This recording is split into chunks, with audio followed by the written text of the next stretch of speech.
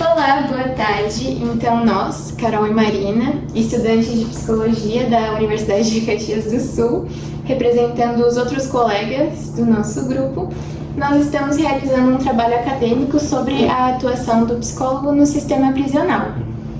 E por isso, hoje nós estamos aqui juntamente com o Jean Fábio, psicólogo prisional. Nós gostaríamos, então, de agradecer pela sua disponibilidade em participar dessa entrevista. Não, prazer. A primeira pergunta é, como foi o seu processo de entrada na área da psicologia prisional? Na época, eu tinha pouco tempo de formação na área e eu vinha de uma carreira de serviço público anterior. Então, eu já tinha 17 anos de serviço público nas Forças Armadas antes de começar a trabalhar como psicólogo. Então, eu pensei que talvez trabalhar dentro do serviço público pudesse dar continuidade àquelas garantias que eu tinha quando era servidor público federal. Então, talvez por essa questão dos direitos, eu tenha pensado em concurso público, mas dentre os concursos públicos que tinham à disposição naquela época, me interessou esse e eu nunca soube entender o porquê, talvez pensando no que se tem de mais vulnerável para a gente poder atuar. Porque a gente tem que ter um objetivo como psicólogo, que é de auxiliar as pessoas na recuperação da sua saúde mental ou na construção, quando a pessoa nunca teve. Talvez tenha sido pelo grande desafio que era antes de fazer o concurso, e que com o passar desses anos, eu estou há 10 anos nisso, só aumenta o desafio. Quais foram as principais motivações que o levaram a escolher esse campo de atuação? Eu me interessei antes por atendimento individual. 2 anos depois de graduado, eu não sentia segurança em fazer atendimento individual. Na universidade era supervisionado, na clínica escola da universidade.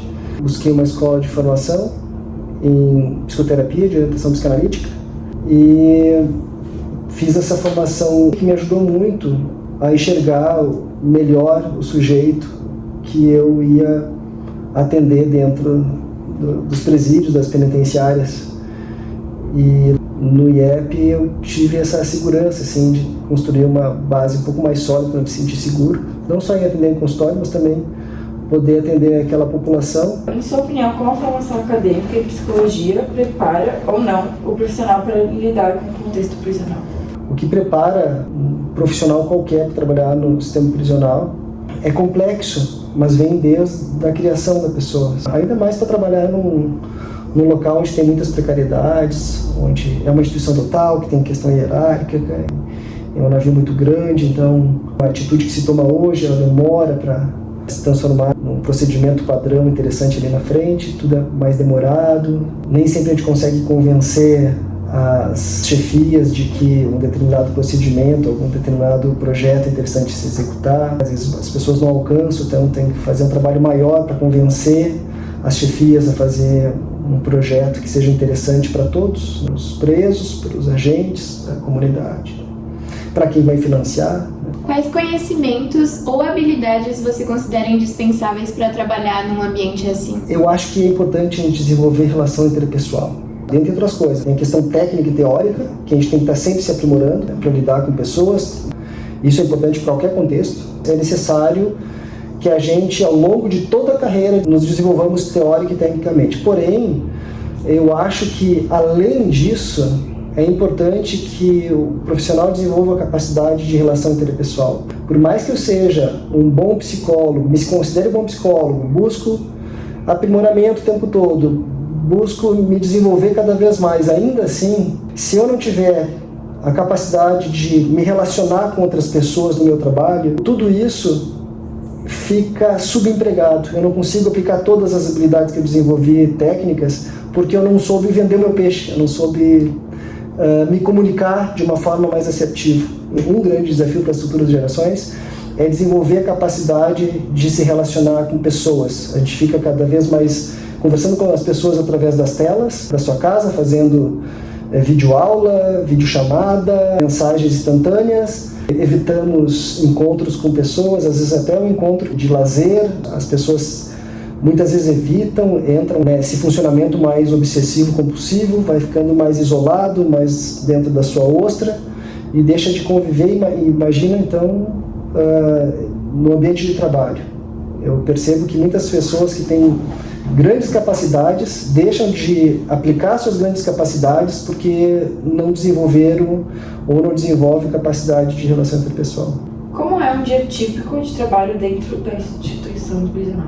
O mundo ideal seria classificar os presos por tipo de crime. Cada grupo fica separado de outros grupos para não haver contaminação, para não haver uma nova hierarquia lá dentro, como se tem do lado de fora, uma pessoa subjugar a outra, dominar a outra. Então, classificar seria uma coisa importante. Isso passa por nós, poder classificar os presos, ajudar no processo de classificação, de separá-los lá dentro, desenvolver projetos de cunho esportivo, de cunho intelectual. A remissão pela leitura ela é implementada nos estabelecimentos prisionais através dos técnicos. Então, o psicólogo participa do projeto de construção desse tipo de tarefa. Por exemplo, ler 4 obras para bater 3 dias de pena lá no final.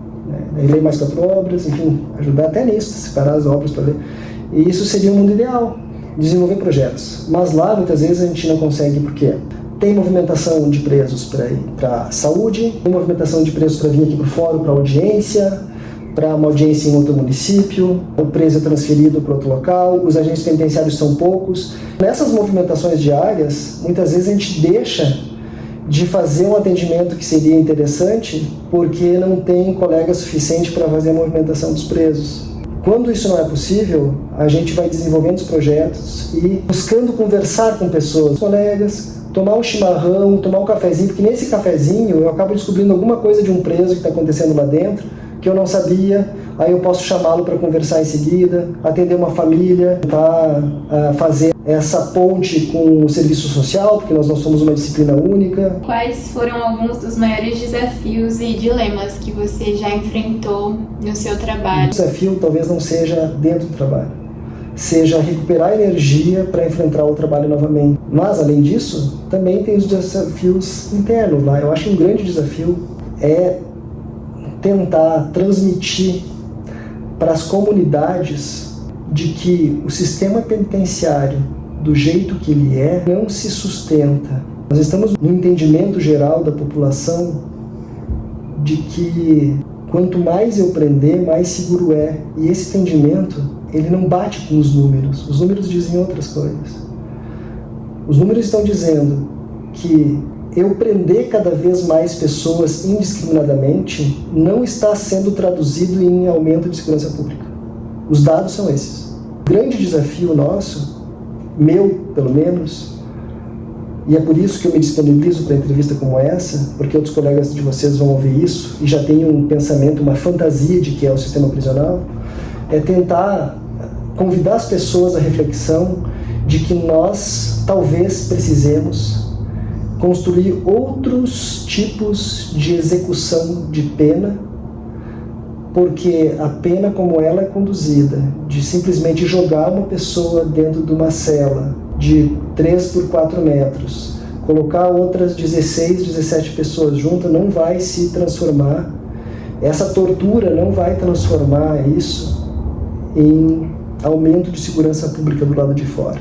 O desafio é tentar convencer a população que essa caricatura que a população faz do sistema prisional é uma caricatura muito diferente da realidade do sistema prisional. Veja, tu está em consultório e teu paciente está dizendo assim: a minha mãe permitia que o companheiro dela me tocava e me culpava por isso. E o irmão dele vinha também, ele trazia o irmão dele e ela também via. E ela permitia isso. Essa mulher, quando menina de 12 anos, ela era abusada pelo companheiro da mãe e pelo irmão do companheiro da mãe. E ela foi se desenvolvendo do jeito que ela pôde e se transformou numa adulta com transtornos diversos. É um caso extremo, mas essa pessoa está em liberdade. Se ela fizer um tratamento contínuo, pode ser que ela consiga aprender a conviver com aquela dor imensa que ela teve na infância. Diferente dela, se eu pegar um caso menos pesado dentro da cadeia, em que a pessoa está me dizendo assim: eu estou aqui, estou em sofrimento, já estou há 2 anos presa, eu não vejo perspectiva de sair daqui, mas eu tenho um problema que eu adquiri aqui dentro, que eu comecei a consumir droga aqui dentro, nunca consumi, e eu tô devendo, e tem uma pessoa querendo me matar ali dentro, e ela vem jogar água quente. Ela tá me prometendo jogar água quente, ela já queimou outra pessoa em outra cadeia. Eu não consigo mais dormir, porque se eu dormir, ela pode ser que ela jogue água quente em mim. E ela trafica, e eu devo dinheiro para ela. E aí essa pessoa vai sair da minha sala de atendimento, e ela não vai sair para a liberdade que nem essa outra menina que eu atendia lá na clínica escola da Ubra. Ela vai sair para um ambiente que ela menos deveria estar nesse mundo, que é perto da pessoa que vai jogar água quente nela, uma coisa concreta. Isso é uma coisa que nos deixa impotente. Se há uma coisa para se dizer de um contato com um criminoso, frente a frente, no ambiente prisional, é que é o colorido da psicologia. Os sintomas estão saltando. Há uma beleza nisso, se a gente olhar do ponto de vista da nossa prática. Percebe diferenças no comportamento dos presos após realizar as intervenções? Claro, eu existo através do olhar do outro. Muitas pessoas ali nunca foram vistas. Então essa pessoa não foi cuidada. Ela não foi investida. Quando há, por parte de um agente prisional, seja psicólogo, seja outro técnico, quando essa pessoa olha verdadeiramente e enxerga um ser humano, isso impacta quem está sendo visto. E quando a gente é investido pela primeira vez, isso até nos assusta. Então, muitas vezes, aquele dependente químico que está sendo cuidado, olhado, aquilo tem um efeito importante nele. Vai resolver a vida dele? Não necessariamente, mas pode ser a centelha para um começo. Às vezes é suficiente para evitar a bala perdida na cabeça do filho de outra pessoa que critica o nosso trabalho. Como é lidar com o sofrimento psíquico dos presidiários e, ao mesmo tempo, cuidar da sua própria saúde mental? Sim, a nossa saúde mental, a gente, desde a graduação, a gente tem que estar se tratando. Fazer coisas diversas, ter hobbies diversos, se envolver com outras pessoas diferentes também das pessoas do teu trabalho, não ter só amigos do trabalho, isso é muito importante também para a manutenção da saúde mental. E das pessoas presas, aplicar teoria técnica com pitada de amor. Você acredita que o ambiente prisional influencia a sua forma de ver o ser humano e a sociedade? Influencia pelo que a gente vive lá dentro. Eu entendo que eu trabalho num lugar que eu desejo que não exista. Porque o mundo ideal seria fechar as prisões. Eu imaginava que a cadeia era um tapete que a gente precisava jogar a poeira para baixo. Só que daí vai acumulando muita poeira e daqui a pouco ela vai escapar pelos poros do tapete. Que conselhos você daria a estudantes de psicologia que estão interessados dentro dessa área? A gente lança então questionamentos. Eu tenho uma veia social, tenho que me perguntar se eu me interesso por comunidades. Porque tem psicólogo que tem uma habilidade muito boa para trabalhar em consultório. Outros têm para trabalhar com casais, outros têm para trabalhar com grupos. Às vezes trabalhar no CRAS, trabalhar no CAPS, seja mais desafiador que trabalhar no sistema prisional. Mas é coletivo, é comunitário. Eu tenho que me perguntar isso. Tenho a tolerância à frustração suficiente para não ir conseguindo as coisas. E aí tu apresenta o projeto, faz um projeto lindo, mas é maravilhoso. E aí o governo do estado vai dizer que não tem dinheiro para o teu projeto. E aí teu projeto vai ter que ficar engavetado. Eu tolero essa frustração. Então a gente tem que se perguntar qual é a habilidade que eu desejo inicialmente explorar, antes de fazer um concurso. Muito obrigada por nos conceder essa entrevista, a gente agradece bastante.